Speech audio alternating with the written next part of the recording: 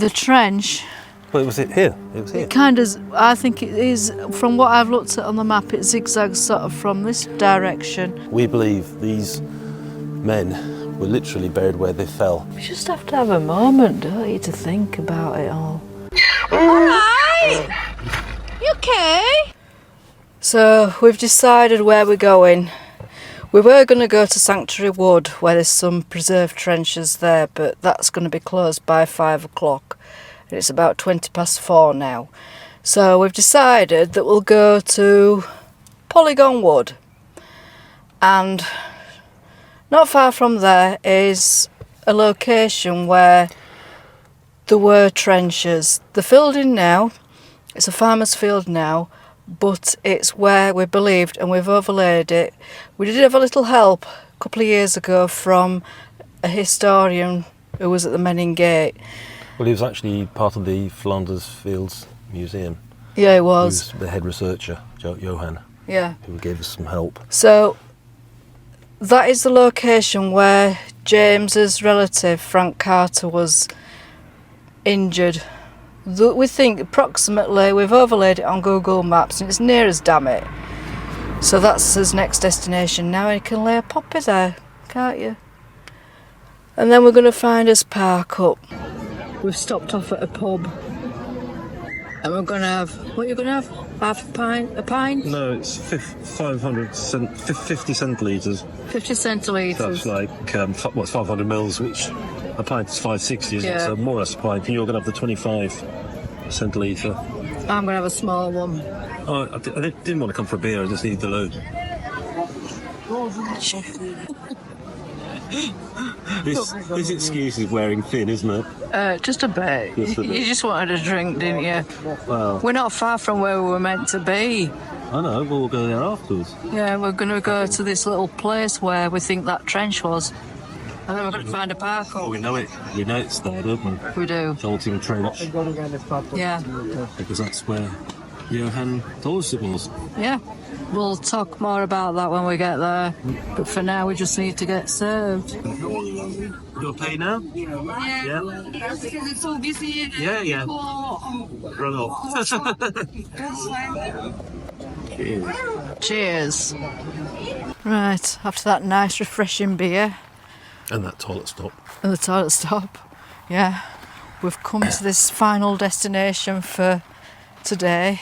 Well, I think it's the final destination. I'm not sure yet. Oh, we're going to... We never know. We're going to find a park up next, so that might Yeah, we're going to find a park well. up next. But like I said, I never know when to end these because it's an ongoing trip. But it's the 3-week trip of Dozinghem Trench, which is where the researcher at Flanders Fields Museum pinpointed where Frank Carter was mortally wounded from an artillery barrage. And as you know from the first vlog in this series, we went to visit his grave. Now we're going to see the point where he was mortally wounded. So it's approximately along these lines here. Well, this is the trench line here that we're on now, so...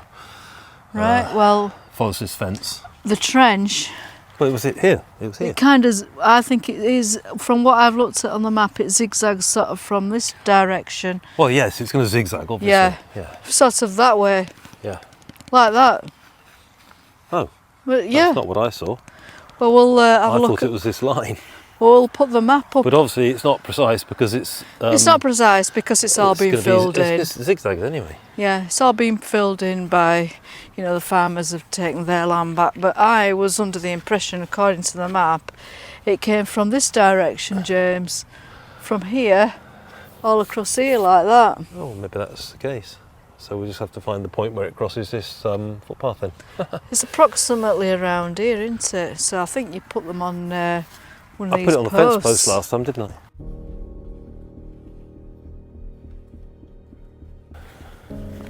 I think it...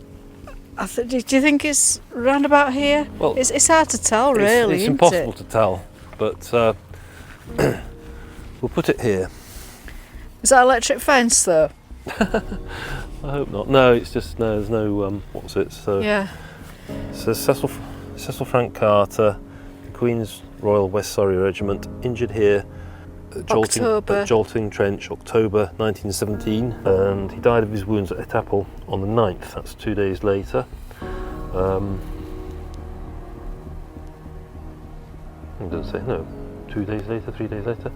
In remembrance, rest in peace. But I think it was approximately 2 or 3 days later. 2 to 3 days, yeah. Johan said it was quite impressive how quickly they could get them back, because they had trains and light transit things and all sorts of stuff set up. So yeah, we'll just pop Frank there. Our remembrance of Frank, I should say. There we are. Lance Corporal, wasn't he? So, age 27. Yeah, still young. I think what I'll do is we'll pop the map up. I think the trench came this direction, like here, round here, across these other fields. Okay. Not entirely sure. We're clueless. But it's approximately in this location, isn't it? Yeah. I mean, this is less significant because it's just where he was mortally wounded. Yeah. It's not his final resting place, but... It says wounded here. Injured here, you Injured here, yeah. But artillery, so... Yeah. But he survived us for a couple more days until he died of his wounds. So possibly loss of blood. They didn't do blood transfusions back then did they? And no. Just succumbed to his wounds. So. But we don't know what exact wounds he died of. No, of course we don't. Well, in a lot of cases, a lot of the records were lost in the Second World War when the Luftwaffe bombed a warehouse that was close to, well, it's in London, wasn't it, or near London, and the Luftwaffe bombed the warehouse, and a large percentage of the World War I records were lost. So there's not a complete picture. So that's Lance Corporal Cecil Frank Carter's story complete for this trip. Yes. So now we're going to find a park up. Yep. And have something to eat. Last time we were here 2 years ago, we parked in Polygon Wood, didn't we? Parked very on the outskirts of Polygon Wood, and yeah. There was that terrifying screech that I said it was probably a dog, and you said it's like no dog I've ever heard. Dogs don't scream. I suggested it was Hound of the Baskervilles, didn't I? It could have been, a slender man. Or an American werewolf in London, maybe. I know. It would have been spooky. It was a bit strange. A bit odd. So I think we're going to go there, aren't we? Is that same park up? Pretty well. Yeah. Seemed good enough. Yeah. Right, come on. Catch you guys later. Here we are. Another park up. Maybe not the best. Bad decision by James. So we've got dinner being prepared. So that is chorizo, onions, peppers, garlic salt and chilli. And I'm going to put in some tomato cassata. God knows what it's going to turn out like. We'll share the park up. It looked good, but it's quite a busy road, which I didn't anticipate. Didn't really think it was a busy road, but it turns out it is. We were 2 years ago at Polygon Wood, which may have been better, apart from the Hound of the Baskervilles. And so there we are.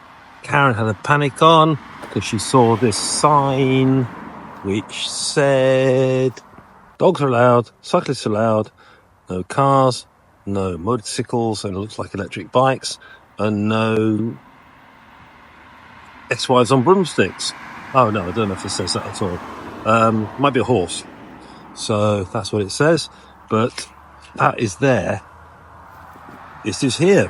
So that is getting in precisely 0. And so it's, standard kind of thing going on. And we're on the edge of Polygon Wood. Well, it was a quiet night in the end, so good morning. And we are now going to head towards Polygon Wood, because we're not far from Polygon Wood. That was the intended park up where we parked last year, but James thought this would be a good park up to get solar, but it's cloudy. And apparently behind us was a beautiful chateau just here with beautiful Mediterranean gardens. which was totally destroyed by 1918 it was completely destroyed, and the owner couldn't face rebuilding it with the compensation he was given, and instead built a church, and he died in 1928. So there you go. What was the chateau called? Oh, I can't remember. It's on a board. It's on a board. I'll have a look. It's on a board. Let's have a look. Here we go. Well, that was what the chateau looked like. And down the bottom is a picture of what it now looks, then looked like. That was when? That was 1917, and it was destroyed more than that after. It was called Polderhoek Chateau. Polderhoek Chateau. I don't... Butchering these names. I know. It's terrible, isn't it? We can't pronounce or speak the language anyway. He describes him as not having the courage to rebuild the estate. He used the compensation he was awarded to build a church, and he died in, 1924. Yeah, we'll have a little brief look around Polygon Wood, and there's some cemeteries there, and then we'll head on to his next destination, which I think is going to be Dozinghem Military Cemetery. And I have got a relative, yes, another relative, who was buried in that cemetery. So I have yet another poppy cross to lay. So it's all a journey, a personal journey. So we've just stopped by this little plaque here. It's right by that chateau. And this chap here, Sergeant Henry James Nichols, was awarded the Victoria Cross and the Military Medal for his service here. And it was here on the 3rd of December 1917 that Private Henry Nichols of the 1st Battalion, Canterbury Regiment, New Zealand, single-handedly destroyed a 16-man machine gun post during an advance on the Polderhoek Chateau Spur. Later that day he collected ammunition while under heavy fire. He was awarded the Victoria Cross, the Commonwealth's highest award for bravery for these actions. Sergeant Nichols was killed on the 23rd of October 1918 near Le Quesnoy, France, in an action for which he was awarded the Military Medal. So there you go. This plaque was unveiled in 2008 to commemorate the 80th anniversary of the armistice. So let's have a... So much bravery for these people. Well, now we're going to have a little brief walk in this wood. Polygon Wood. In Polygon Wood, yes. And it was... Very brief because it's very muddy. It's very muddy, yeah, so we're not going to go far. So, the first Battle of Ypres, and I'm not pronouncing it right, I'm sorry. Wipers. The first Battle of Ypres started in here in 1914, and there was the third Battle of Ypres that started in 1917 on something, I think it was the 26th of September 1917 till the 3rd of October 1917, and that kind of links it up to your relative. Frank Carter. Yeah, because he died, didn't he, on the 9th of October of his wounds from 3 days later. So he was mortally wounded at the trench we showed you, the former trench we showed you. In the location of where Jolting Trench approximately would have been. Yeah. So we're not going to go much further. We're walking on a path now, so we're kind of out of the trees. But the Australians took the Butte. There's a Butte that we're going to go to. It's an artificial mound that the Belgians created as a firing range prior to the war. There's a monument on top of that. So I think we should probably go to that now. I think we should. Yeah, because the Germans fortified this wood in 1916, 1917 with bunkhouses, blockhouses and... There'd be dugouts, all sorts, trenches. Barbed wire. So we might be able to walk through a bit more of the trees. We won't see anything because things have been removed and overgrown. But there's a couple of cemeteries. There's one near the Butte and there's one a little bit further away. Which has some interesting things we're going to talk about in it. Yes. So we're visiting places where action took place. So now we're going to walk up this butte, and it's the 5th Australian Division Memorial. So this was Butte, if that's how I'm pronouncing it right. It was created by the Belgians as a firing range. And the cemetery's down here. Yes, and looking down there, there's a cemetery.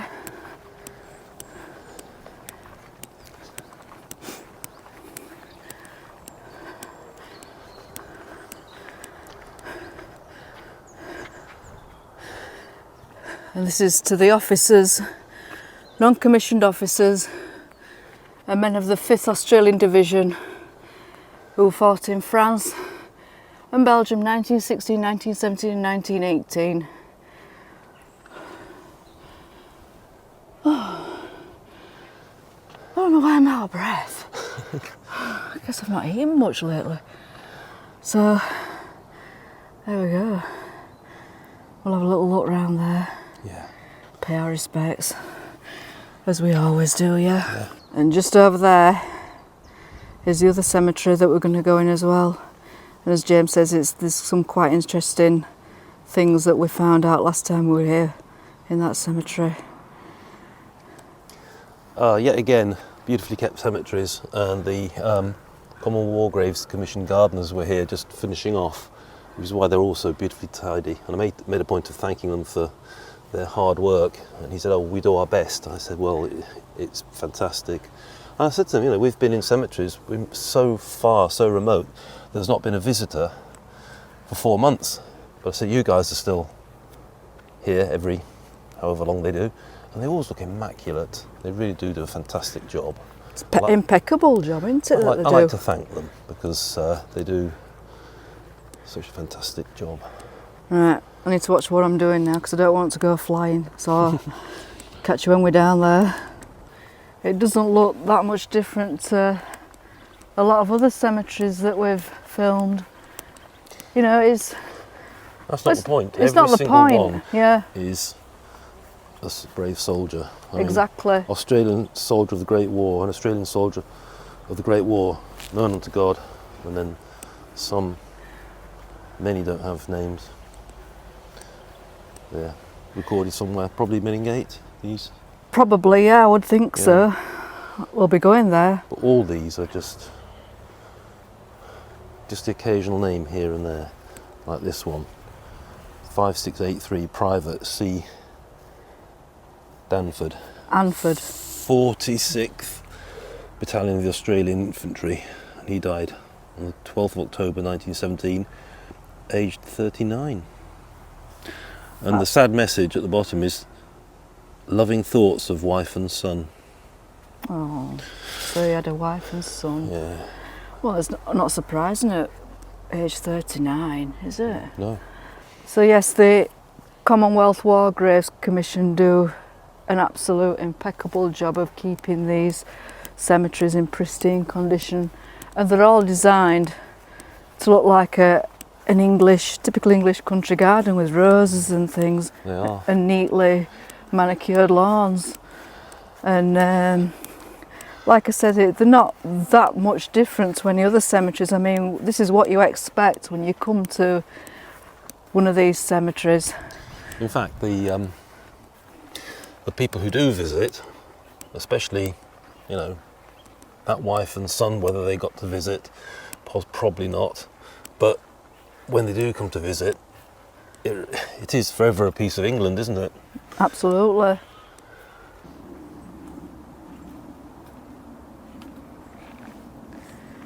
And this is Polygon Woods Cemetery. Yep. Across the Sacrifice. The reason why this cemetery intrigues us is we believe these men were literally buried where they fell, because the army does like order, they like them marching to attention in lines, whereas here, clearly, they were simply buried, literally, probably possibly even at night, possibly while under fire. It's a very hasty burial, and so they literally are just buried where they fell, you know, like this outlier here, you know, this brave soldier, literally he was just buried here.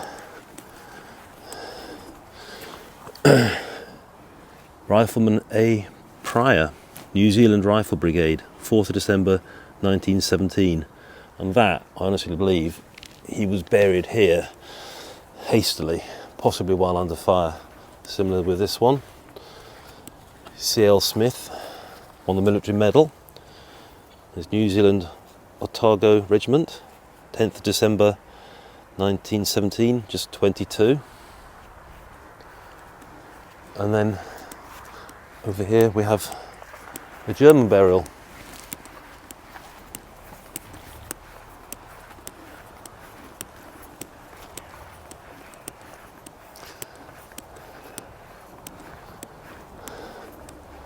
Hans Bogner, Bayer 27th Infantry Regiment, and he died 28th of September 1918.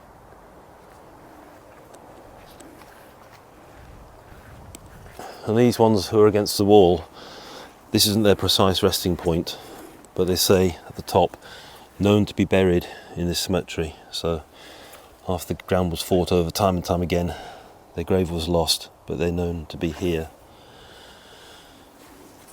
Both riflemen, New Zealand. G.A. Carter and W.G. Hinton. Another one over here. They are really higgledy-piggledy, aren't they? This is truly where they fell. This is truly where they fell. Another known to be buried in this cemetery. Rifleman C.F. Putt,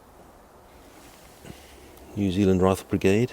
He died in 23rd of January 1918. Yeah, when you think how the military love things with precision, and they're not in straight lines, they are literally where they fell. That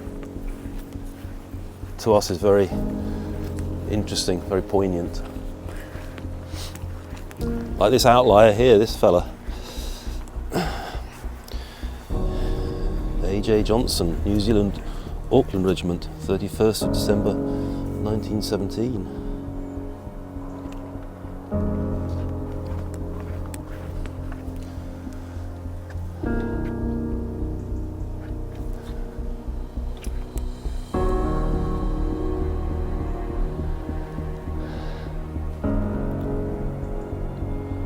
We thought we'd pay our respects with laying a couple of poppy crosses, so we're going to pick an unknown soldier, and I think what we're going to do is even give it to one of the German chap who's in here, because he had family too. He sacrificed his life for the adversary, and we're at peace now, so it's important to remember them. So we're going to give one to Hans Bogner, and it said that he tried to put up a defence against the advancing Allied troops, so that's for his bravery. Rest in peace.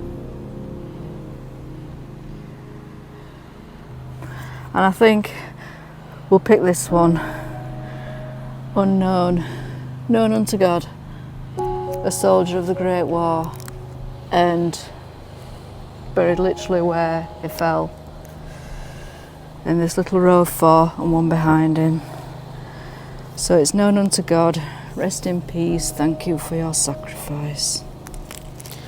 So we'll pop that in there. Everyone remembered. So what we're going to do now is we're going to go on to Dozinghem Military Cemetery, because I've got a relative who's buried there, and his name is John Thomas Markham, and he was in the Royal Engineers, and he was a driver, so may have been taking equipment up and down the line, so to speak. So we'll head on there now. Alright! You okay? Sorry we didn't bring you anything. I'm sure you get well fed. Quietened down now, haven't you? You don't know my language. Sorry, you're a Belgian sorry, you're a Belgian donkey. Belgian donkey. He were complaining a bit because we've not fed him anything. Well, there was a slightly chewed but slightly past it apple on the wall. I don't know if he could reach it or not, so I chucked it on the ground for him and he put his nose to it and just went, Right. So, there's a chicken in there as well, just for good measure. Right, shall we head on then now? Yeah. We're going to go to Dozinghem Military Cemetery. Could write a story, couldn't you? The chicken and the donkey. Maybe not. Maybe not.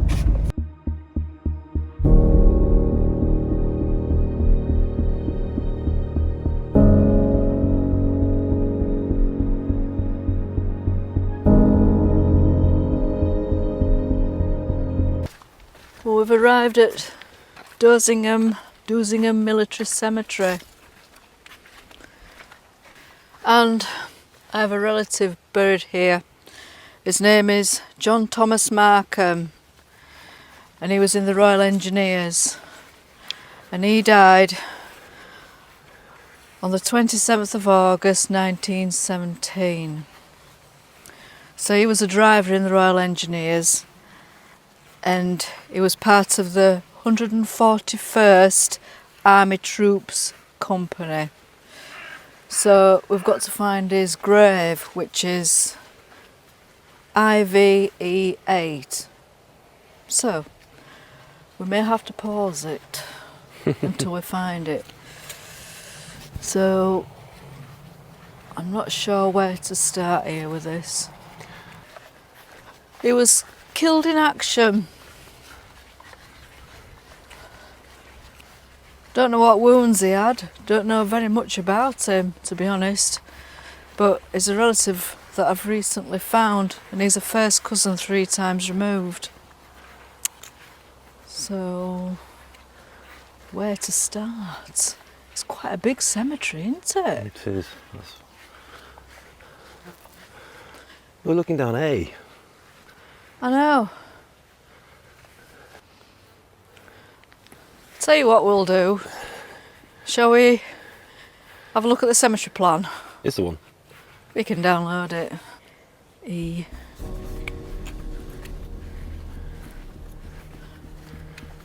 Ah. Oh, it's been replaced. I found him.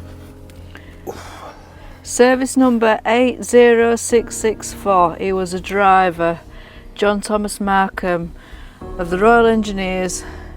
27th of August 1917, and he was 29 years old.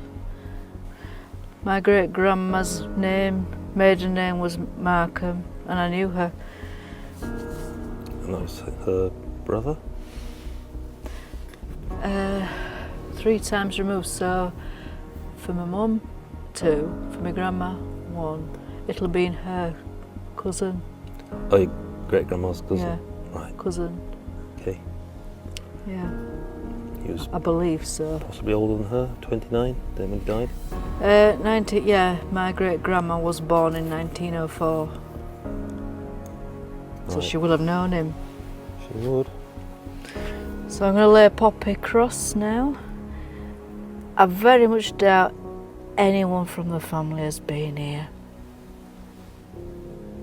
I may be the first. He was born in 1888, wasn't he? Only aged 29. Well, that's quite old for comparing with a lot of them. Still young though, isn't it? Well, yeah.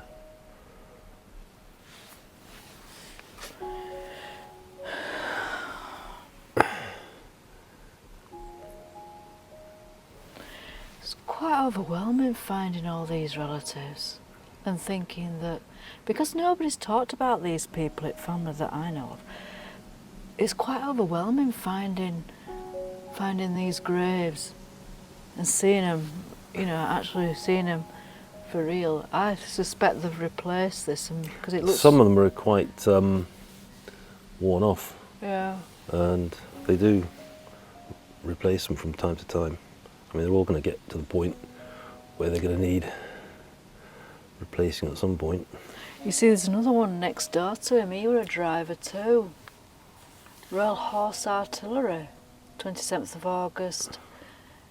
Same day. Same day. Could have been the same artillery barrage or whatever it was. I don't know anything. Well, all these are the 27th of August. The next Yeah. one is as well. And then the next one's the 26th of August. So, yeah. So, I don't know anything about the battle or No. what took place. Sometimes it's really difficult to find a lot of information out because, as you say, I mean, a lot of records were destroyed by Luftwaffe in the Second World War, all the records. You just have to have a moment, don't you, to think about it all. But there we go. He's not missing. He's here. Mm.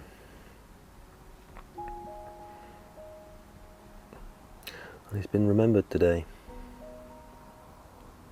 Yeah. And whenever we come back again, we'll be laying poppy crosses again, won't we, and stuff. We will. Remembering them. We will. Yeah. We will remember them. All of them.